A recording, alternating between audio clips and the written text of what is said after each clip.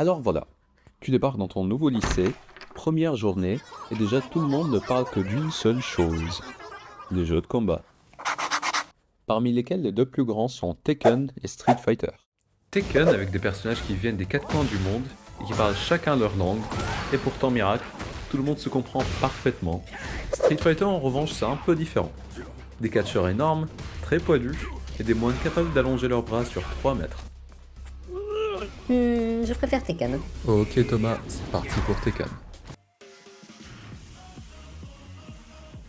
C'est temps de t'aider à choisir ton main. Wow, il y a beaucoup de personnages.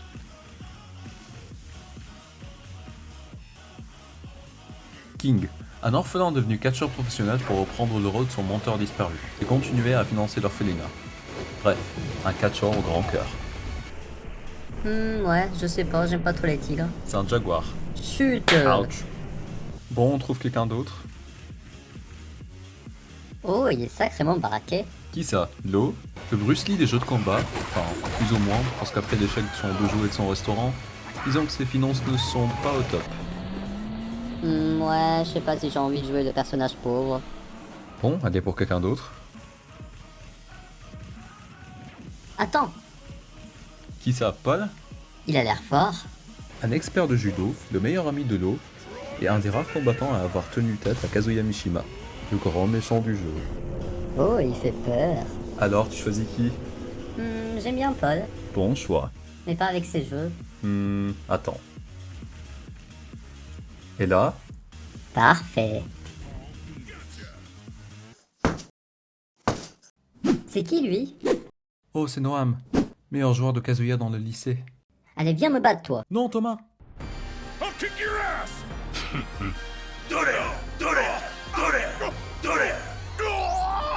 Oh non. 話にならんな。 Bon, je vais te montrer comment ça marche. Voici la barre de vie. Si la tienne tombe à 0, tu perds. Si celle de ton adversaire tombe à 0, tu gagnes. Un match se joue en plusieurs manches. Le premier à gagner 3 manches gagne le match.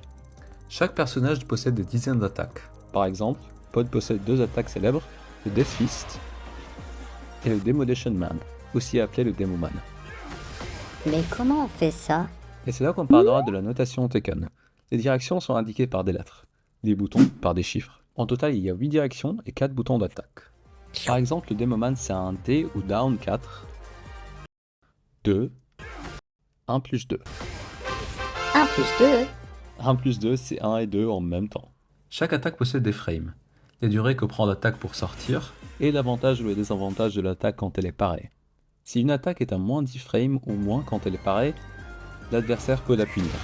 Si l'attaque est à moins 15 ou moins quand elle est parée, l'adversaire peut punir en faisant un combo.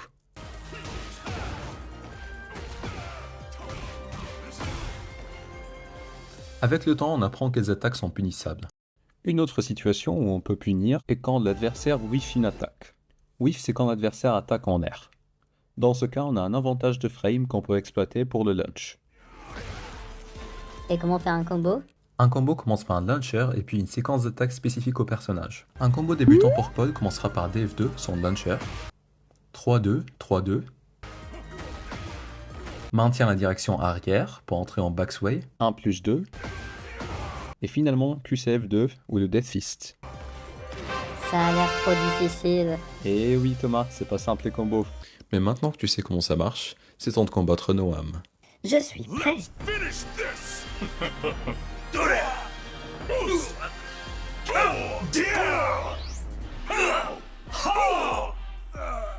俺は全てを支配する。